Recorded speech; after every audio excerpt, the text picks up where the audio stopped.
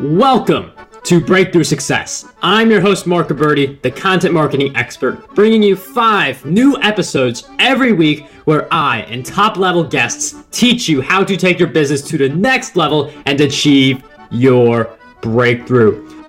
Hello, Breakthrough Success listeners. I just wanted you all to know before the episode actually starts, I've been working a little bit behind the scenes to give you something really special. So a while ago, I wrote my book, Content Marketing Secrets, which helps people create, promote, and optimize their content for growth and revenue. And I just put the finishing touches together to offer that for free to anyone who is interested. So if you want your free copy of Content Marketing Secrets, all you have to do is head over to markgabberti.com/book. Now, let's jump right into the episode. One of the things that we find ourselves doing sometimes is sabotaging ourselves on the way to some of the big goals that we're going after. We're going to talk about how do we stop doing that in this episode. We have a really great guest. He helps clients get out of their own way to achieve their goals. And he is the host of the Tapping Q&A podcast, which provides the answers to the most common and uncommon questions about emotional freedom techniques and tapping. Today's guest for episode 249 of the Breakthrough Success podcast is none other than Gene Monterastelli. Gene, it is such a pleasure to have you on the show. My pleasure, Mark. I'm really looking forward to this interview. For anyone, like the audio sounds a little different. This is actually being recorded by at Podcast Movement with Heel Sound. So just for anyone wondering, but I really want to focus on like self-sabotage because that's something that happens, something we could be avoiding. So I'd like to just dive in, get some backstory before we go a little bit deep into that. So can you just share with us why you started the Tapping Q&A podcast and that whole journey? Absolutely. Tapping is an acupressure protocol that is really good for dealing with both physical and emotional issues. The way I found my way to it originally was trying to manage my own social anxiety. I was in a circumstance where I could stand on stage in front of 8,000 people and it was as easy as breathing, but I couldn't answer my own phone and I couldn't get help in a store. I was just petrified from those individual interactions. And so as I was trying to find tools to make a difference, I found my way to this tool called Emotional Freedom Technique, which is an acupressure modality. And within 6 weeks, my social anxiety was gone. Like it was completely transformed and I was in a circumstance where all of those things that I couldn't do before, I could do. And it was just something that was so revolutionary and it's really simple to do that I just wanted to share the good news of it. So 11 years ago, I started a blog as a hobby. Like there was nothing other than I just wanted to share with people some things that I had found really super useful and just started writing about the topic. About 2 years into that, I started doing a podcast where I was interviewing folks about the protocol and how they used it in their private practice. And so it just came from this place initially of just wanting to share a tool that had transformed my own life. And I really like this theme where you figured out how to solve a problem for yourself and you went on a mission to help others. And we were talking a little bit of podcast, but you mentioned some really powerful examples with some of your clients with the main idea is that we don't try to intentionally self-sabotage ourselves, but there are these different roots that have like been firmly placed within us, sometimes at a very early age. And I'm wondering if you could talk about how we can identify and remove those roots. Absolutely. In almost every circumstance, when we are sabotaging ourselves, on a subconscious level, we're trying to keep ourselves safe. So think of, for example, doing something in your business like making a sales presentation to someone. And you have this phone number of someone you want to call and you put it off day after day after day. And that's because there's a part of you that doesn't want to hear the word no. And so it's protecting you from putting yourself out there and being judged in that way. So anytime we're not taking action, it's coming from a subconscious belief that is trying to keep us safe. The problem is there are times in which those beliefs aren't accurate. For example, it's great that I am afraid of lions, but I live in Brooklyn, New York, and if I never left my apartment because there was a lion in the Bronx Zoo, that would be a disproportionate response to that fear. When I'm making a sales offer, I'm asking someone to buy from me, the part of me that doesn't want to hear no on some level feels like I'm going to be judged. I'm going to hear in my head subconsciously, when you say no to my offer, what you're saying is my work is no good. And that's not actually the case, but because I'm doing something that I love, it's easy to get those two things tied up. And so I am keeping myself safe, and I'll put that in quotes, by not taking that action. So there are 4 basic reasons why we sabotage ourselves. Either we don't know what we want, we don't know how to do it, it is painful to take action, or it is painful to be successful. So when we don't know what we want, if I don't have a clear vision of what I want, I'm not going to take action because subconsciously I don't want to go in the wrong direction.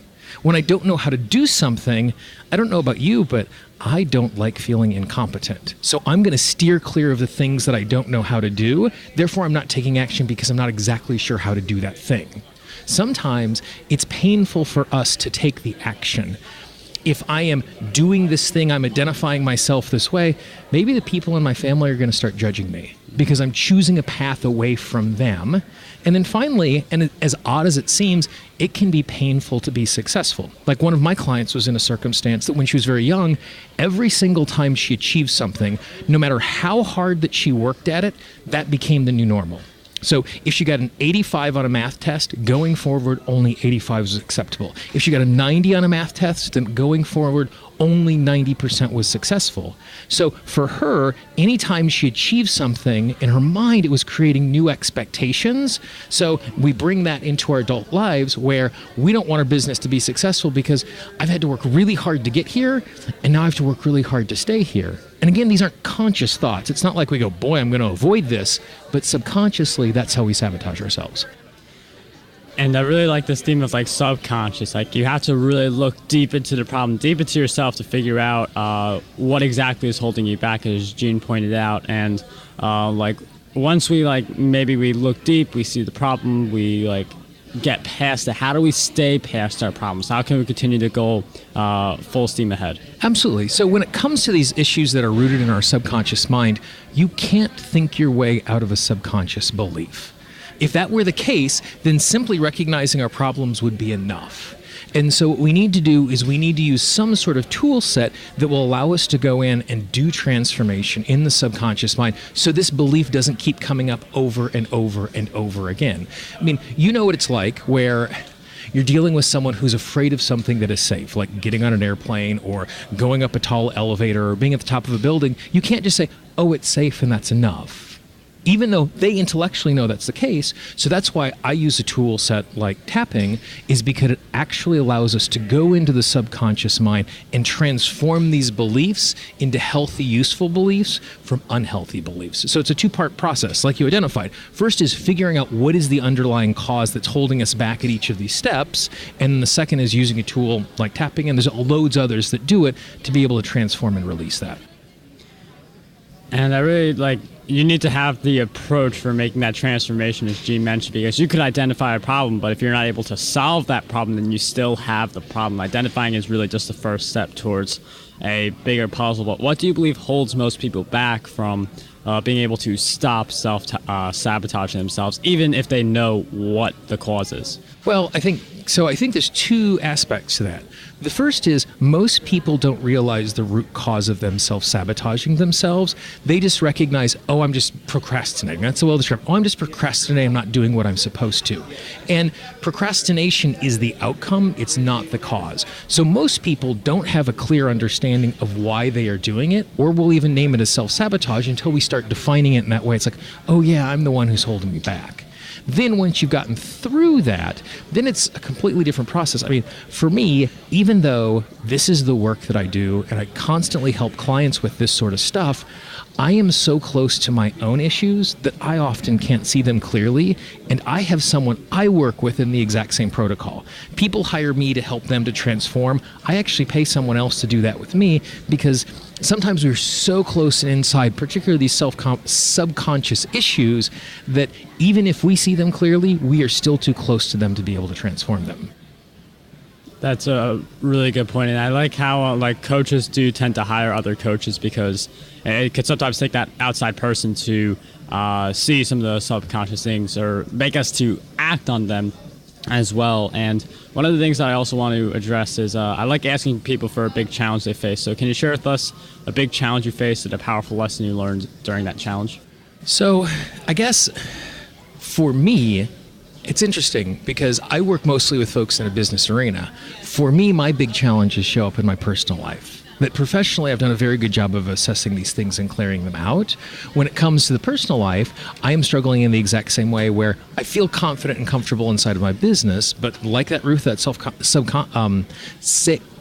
social anxiety piece, I was in a circumstance where it truly was crippling my life. The reason that I finally chose to reach out and get help and find a tool set was I was now making choices where I was hurting other people. Like, it was one thing for me to do something and hurt myself, but I had people who were counting on me because they were doing really big things and they're my friends and I wanted to help them, but I was telling lies. I was lying that I was making phone calls to help them do things, which I was crippled by that. And so once I got to the point, it was kind of my rock bottom point with that, where my choices, because of my fear, were preventing other people from having success. That's when I hit that big challenge. And that's when I went, okay, this is too much. That's when I went and started really, because I had known for almost 5 years that social anxiety was something that, like, I had it named. I knew it was an issue, but it took that moment for me to go, okay, it's now time to do something, and in earnest found a tool set. And it's interesting how you find out, okay, I need to take action the moment you realize that, hey, this isn't just something affecting me, this is something affecting people who I care about. So like, if you could connect your problem like that, it could really get you to take a lot more action. And one of the ways that you could take a lot more action, especially a lot more focused action, is to read a lot of books in your subject. So with that in mind, I'm wondering, Gene, if you could share with us 3 books that you believe will have a positive impact on us. In what way? In dealing with self-sabotage, or? Just like any area in general, like definitely like the self-sabotage, because that would give us like a few good books, but like just like business, productivity, but definitely self-sabotage as well. The interesting thing is, when I was doing my research and stepping out, there isn't a huge amount of stuff that is written on self-sabotage. Anything, and I can't think of any of the titles off of the top of my head, but anything that's been created by the author David Wells. He is based in Australia. David is fabulous. Brad Yates is another author who's created some amazing stuff. He always talks about, when we are sabotaging ourselves, how brilliant and creative we are when it comes to sabotaging ourselves, that our true creativity shows up. So those are the 2 authors that I would particularly lean towards in finding information on that sort of stuff. Thank you, Gene, for those recommendations. We'll throw all of those into the show notes, markroberti.com/E249. I'll also throw in podcast domination. You could get that book for pre-order now. It helps you launch, grow, and monetize your podcast. The link to that is markroberti.com/PD.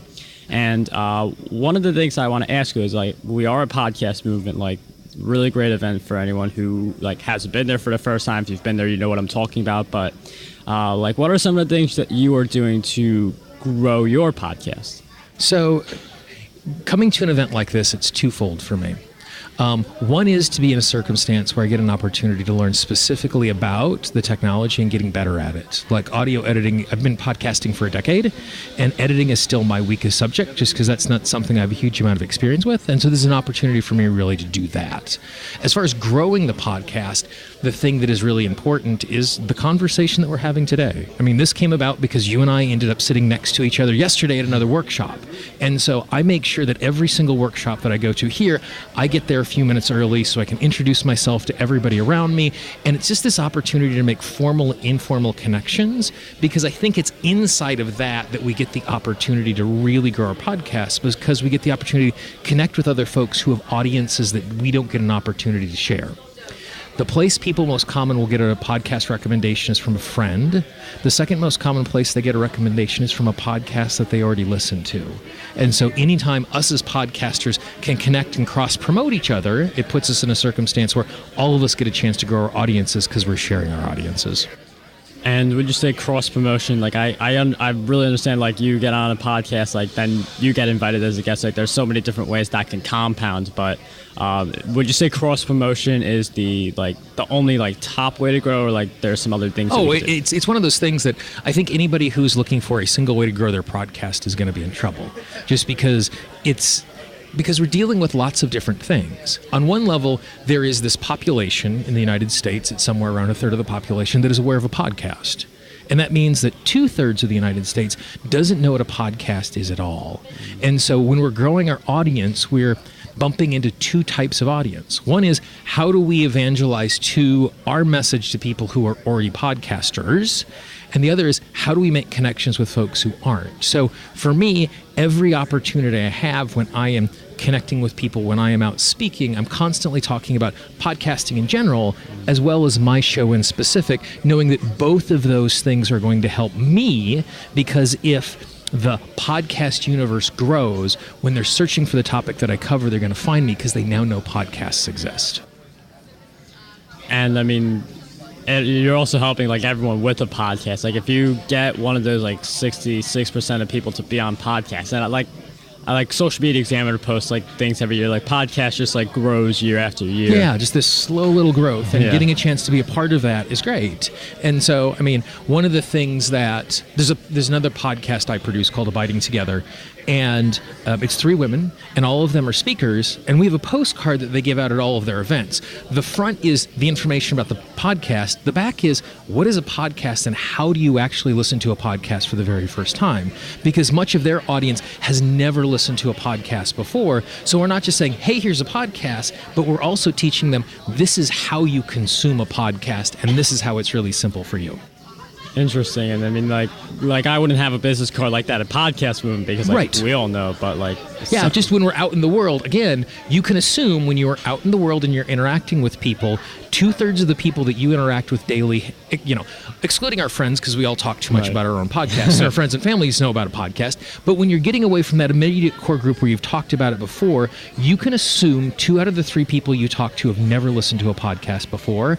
And so it's really important we're talking about podcasts big picture before we can get them to engage in what we are doing. And you mentioned you're, in addition to the Tap In Q&A podcast, you're also involved with another podcast. But how do you manage multiple podcasts? What's that like? Well, it depends. So, I manage a podcast network, and on the podcast network, it varies. Some of the shows I'm just a consultant on, like it's folks who are really competent. Other shows, they have no idea what they're doing, and so I'm actually doing the editing for them. And so what I've done is I've worked really hard to have a very clear workflow for every single one of the shows. That each of the shows that I work with, we have a giant spreadsheet with every single bit of the process from pre-production, production, post-production, and marketing. And with the different shows, there are different people responsible for each steps. And so we just share a Google Sheet, which is a giant spreadsheet, so we always know what's going on. And once a day, I'm just checking in the spreadsheets to see where everybody is on the different shows. Then I know if I need to encourage someone to get something done on time or just have a sense that things are flowing along properly. And it's interesting how you break it down to that process because, like, sometimes there's a few small actions you need to take for one podcast, a lot more you need to take for a different podcast, but each has a different level of responsibility to it, which can ebb and flow at different times. And Gene, there's been a really great interview, and you've given us so much great wisdom, but what do you believe is one question that we need to be asking ourselves more often? So I think the question that we need to be asking ourselves more often, and it really comes back to the work that I'm doing, is what are the 3 most important tasks that I need to be doing every single day? And it could change day to day. And when we recognize the fact that we're not doing one of them, is to honestly ask, what would go wrong if I did this particular task? And that's a question that helps us to get to the root cause of what we're actually afraid of.